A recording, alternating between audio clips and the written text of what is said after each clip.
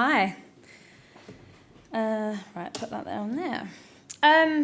Thank you very much. I'm aware I am the only thing standing between yourselves and lunch, so I will try and keep this on point. Apologies, I also don't normally sound quite this sort of jazz husky either, so if I do cough, my sincere apologies. The unspoken challenge. Mental health. I'm a communication professional and I have worked across the public sector and now in the water industry for quite a while.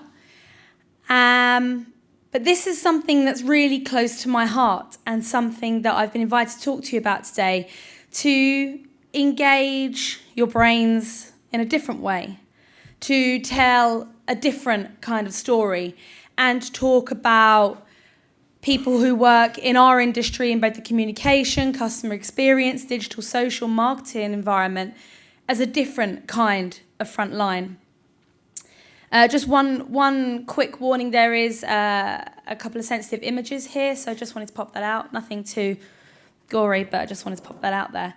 This is me. I'm operational stakeholder lead. What does that even mean? I have no idea. But this is me.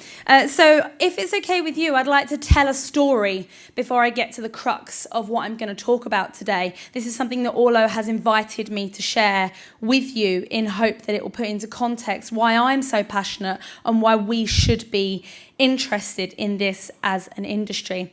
This photograph was taken of me in May 2017. At the start of May, I was just finishing a secondment leading a team at Greater Manchester Fire and Rescue Service, where I was leading the communication team. And I was coming to the end of my secondment. You need a new LinkedIn picture. Totally abused the use of having in-house photography. So this was taken. So life was great. I'd achieved loads. I was really happy. We were running a really effective team. A gold level standard was held up by many communication and public sector teams as being, yeah, they're great. I want to go work for them. But then this happened. On the 22nd of May 2017, Manchester Arena was targeted by a terrorist and killed innocent people. And my team were involved in the response to this. And this date is a date that completely shook my world, shook the world of my teams, it shook the world, it shook Manchester. Not only were we involved in the operational response, communicating with the public around the tragedy, warning and informing them of what we needed them to do, we were also involved emotionally in this situation.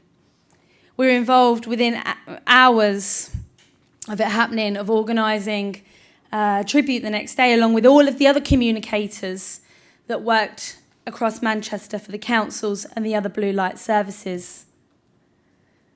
We're involved in seeing day after day of scenes like this and speaking with journalists hour after hour from all over the world, sites that I had never seen before. It continued. Our love for Manchester continued. I'm not from Manchester, as you might be able to hear. I'm actually from London. And my love for Manchester became huge during this period. But, you know, we just cracked on. We had a job to do. We were on the front line. And possibly for some of my team and some of many other communicators, we were on the front line for the first time in our lives. We were dealing with challenging questions from members of the public.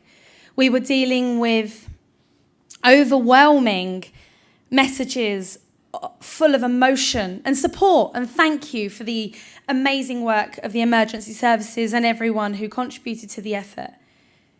But we were on the front line. But we just cracked on because that's what we do. We are used to it. We work in high pressure, high pace, put the phone down, pick the next call up, send that tweet, move on to the next one. That's the environment that we work in. So nothing really kind of clicked in me. I actually moved on. I was that lovely picture got me, it wasn't just that picture obviously, got me a job at the ambulance service. So I moved on about 6 weeks after the Manchester Arena terror attack and moved to the ambulance service. Then worked in one of the most challenging winters the NHS has ever experienced from 2017 into 2018. That was, let me say, somewhat challenging. So one day when I was in the shower, thank you Google stock images, I just crashed. I don't know what happened.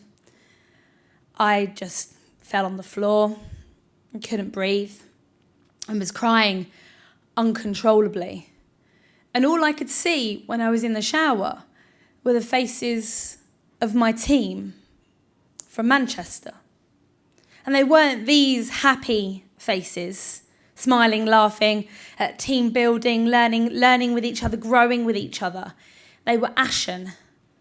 They were devastated, tired, exhausted, confused. And I couldn't get them out of my mind. And I didn't know what was happening to me. So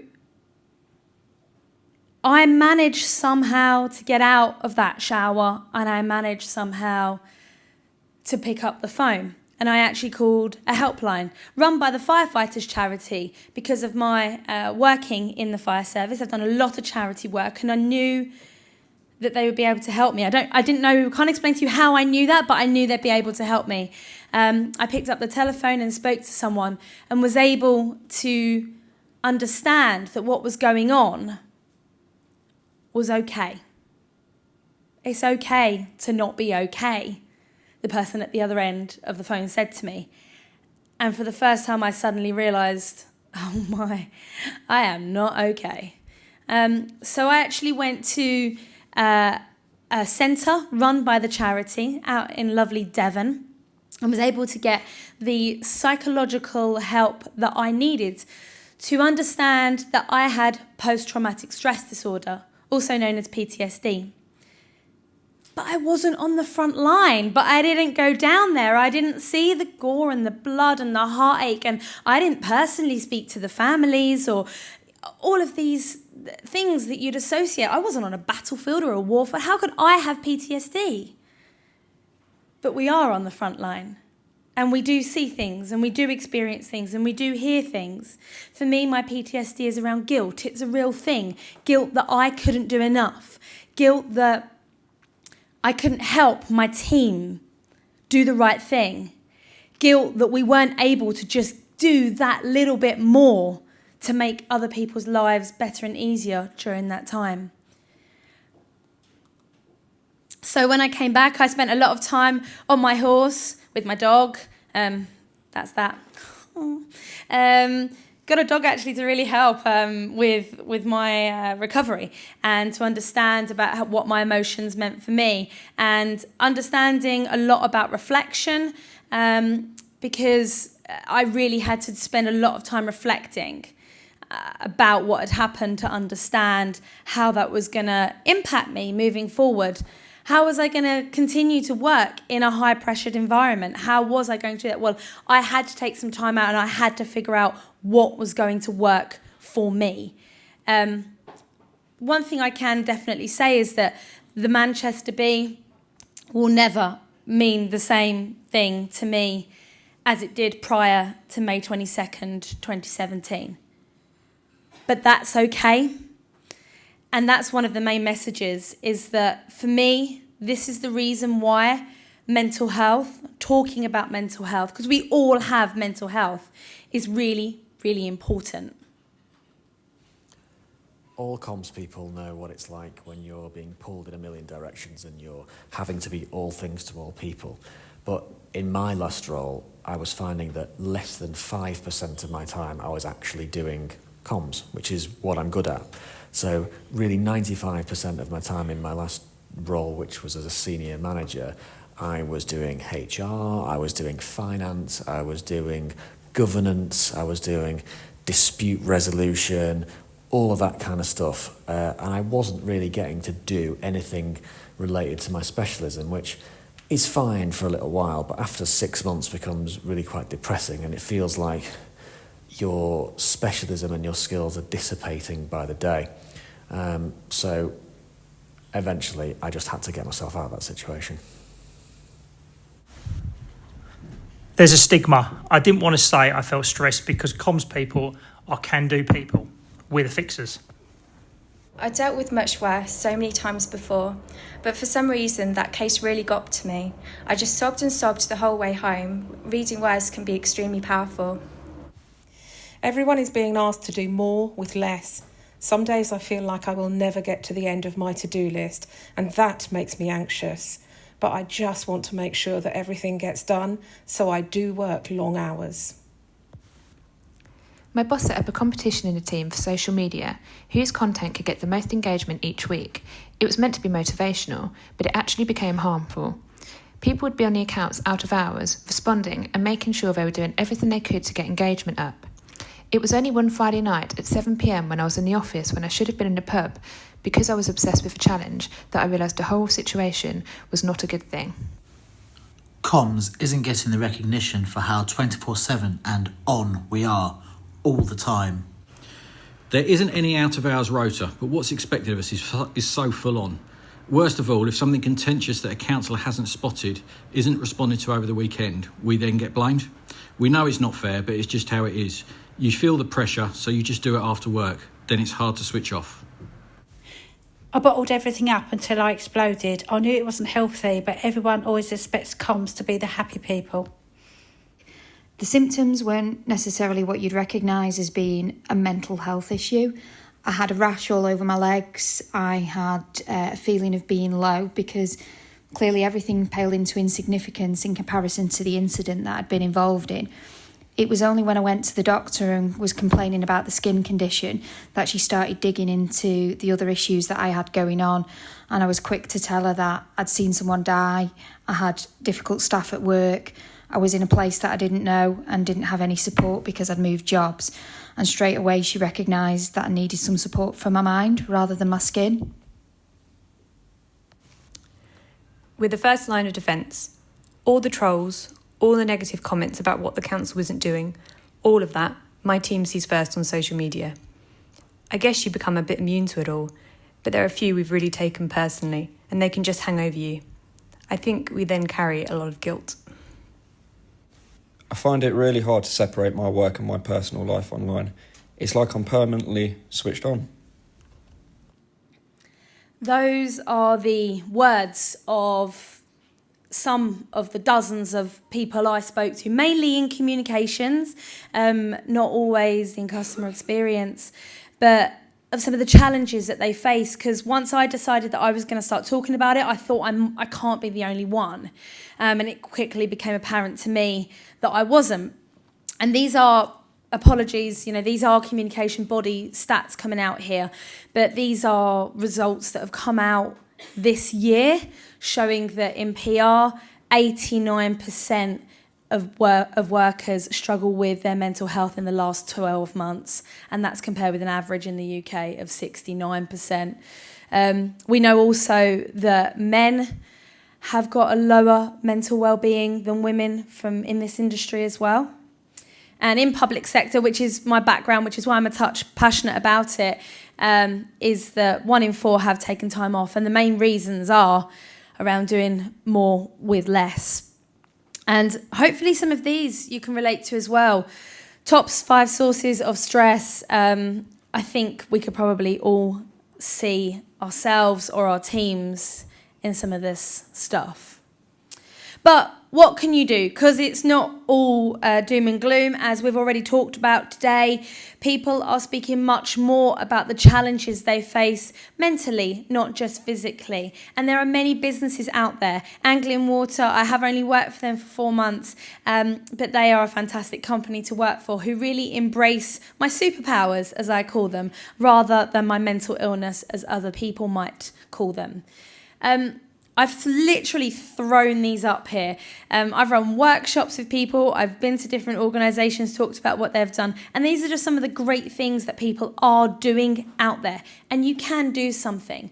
My story is really unique and is unusual. And I wouldn't expect everyone to turn around and say, oh, hey, you know, I've got a mental illness diagnosed. But a lot of people are sitting, struggling with their mental health because of work, or they are sitting and struggling in silence at work because of something that's happened outside of it. And we all can do something about it. The more and more I've talked about this, the more and more people are talking about it. The more and more suggestions are coming forward from people within my industry and within my networks that I know of about how they're coping, about how they're managing. Because if our brain is well, then our work is better. We are more creative. We work in a creative industry. And we can't expect to be creative if our brains are not free from some of the troubles that we have every day.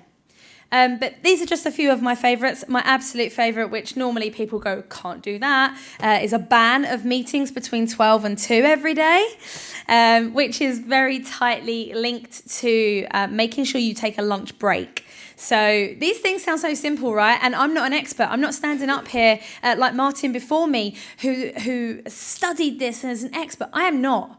I am just you. I'm just someone with a story, telling that story and sharing some of the stuff that I have learned. But taking a lunch break means actually eating lunch and taking a break away from your desk. Like 2 physical things, lunch break, like do them together, ideally. Just getting outside. And I don't mean, yes, in your personal life, in your work life. Do walking one-to-ones. Next time you take a member of your staff or your teams go to catch up about a particular project or a topic, go outside. If it's raining, put a brolly up.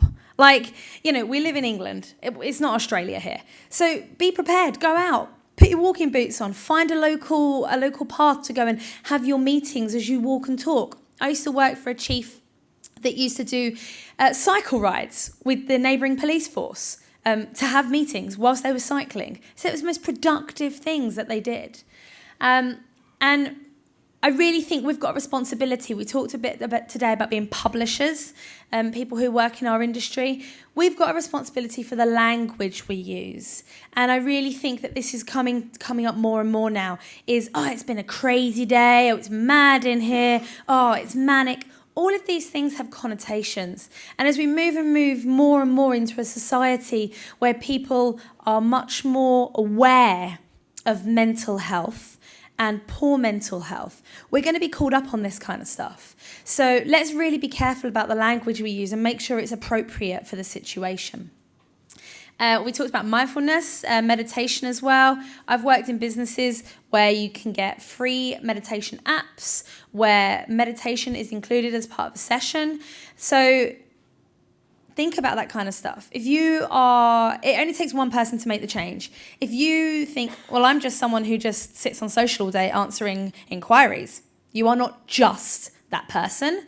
You are a part of a team. You are a leader. You can change the way that you work. You can change the way that your colleagues work. If you get invited to a meeting between 12 and 2, you have a choice to go to it or to not, and to set a precedent and to say, I really need a lunch break. Can we push that to 2 till 3, please? Or can we walk so I can, get some, whatever it is. But you can do that, whatever your role is in business. Hopefully I've left that up there long enough for people to take pictures. I saw they were taking them.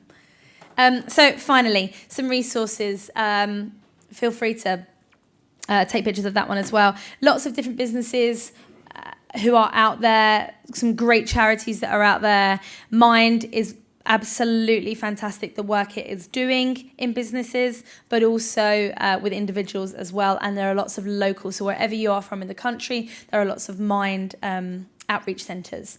Time to Change is really important. A lot of businesses might have signed the Time to Change pledge. If your business has signed the Time to Change pledge, that's awesome, that's great. What are they doing about it? You've got a responsibility to hold them to account and be part of it, be part of the change. There are a few mental health toolkits out there as well now as training courses. Beyond Shame, Beyond Stigma is a real favourite of mine. There are some really good resources on there and they run some really good Twitter chats as well. So that's it from me. The tone's slightly different to what else you've been listening to this morning, which I've really enjoyed. But I really hope that you can take something away from this today, which is we've all got a role to play in changing the conversation about mental health. Thank you.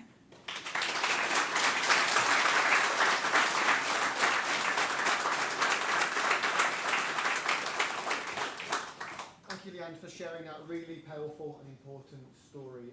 Do we have a question or two before we break for lunch this morning? One just here. Just wait 1 second for the microphone, please.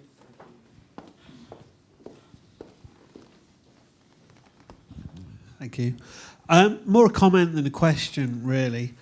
Thank you for sharing both your story and the issue much wider. I'm fortunate that I run a contact centre at a charity, so quite a supportive environment anyway. But definitely it does feel like there's always more we can do, and it's something we're very conscious of. As well as your great list that you had on the slides, something that we found very effective is encouraging peer support and developing a culture where we can see if someone's just got off a very difficult call, the person next to them is very conscious of that and check in with them. Even if people have just been on a long call, people can see that. And they're really starting to look out for each other. But definitely there's always more. I'm trying to encourage people to take lunch breaks, and it just doesn't happen all the time. And it's still difficulty because we still have targets. We still need to deliver. We still need to respond to everyone that's contacting us. But at the same time, I think it's really important that we look after our teams as well. Thank you so much for your comment. I couldn't agree more. One of the things on the top of that list is check-ins, and that's exactly it. We all have to be aware. We have to listen to what's around us and be responsible for looking after each other. And if we know someone's just had a really tough call or is having a really awkward customer on social media that we're dealing with, can we just check in with them? And are you okay? And ask twice. That's one of the things, because they'll go, yeah, I'm fine, just a dickhead, or whatever it is. But you ask again, are you okay? Because that was a really tough call. So, it's fantastic to hear that you're doing that. I do agree. We can all do more. Thank you so much for sharing that as well. Any more questions? We know this is an important topic. So, one right at the back to the left hand side. Hiya, thanks for that. Really insightful, and thanks for sharing your story. I just wanted to get your perspective on bringing your own story into line management discussions. So I recently joined an organisation. We had an hour on mental health, and I wish in parts that you would actually come in and deliver that, because it was not necessarily always pitched at the right level. But one of my equivalent management colleagues made a comment that when having one-to-one discussions, so in a management environment, not necessarily just going up in the lift with somebody and having a general chit-chat, that she would never feel that to bring her own experiences in terms of mental health to that conversation, which I understand is about the balance and having a one-to-one conversation with that person and allowing them to have the space to say what they need to. But I often see the value in other people sharing their own experiences. So in that instance, I didn't say anything, but I disagreed. And I just wonder what your stance was on that. Thank you for sharing. That's a really, really interesting situation, isn't it? I always would endorse people telling their stories, because the more we talk about it, the less of a stigma it becomes. However, there's always a time and space. So, for example, I've shared my story with my team in a really, I'm going to stand here and tell you my story, rather than them coming to me saying, oh, I'm going through a bit of a tricky patch right now. And me going, oh, yeah, well, I've been there and I've done that. Because when someone is giving you that gift of honesty and openness and vulnerability, then sometimes to come in at that same time and say, oh, I know exactly how you feel. My husband left me 2 years ago. I know how traumatic, all right, love, it's not about you. And I know that sounds a bit weird, but I've been on a couple of mental health courses just as a manager, and the advice they give is about being open and honest as a manager and creating that experience, that environment where people can be open and honest, but to not take the space away from them. So it's about not shifting the conversation to you and keeping the conversation on them. If they turned around and said, do you know what I mean? Or do you understand where I'm coming from?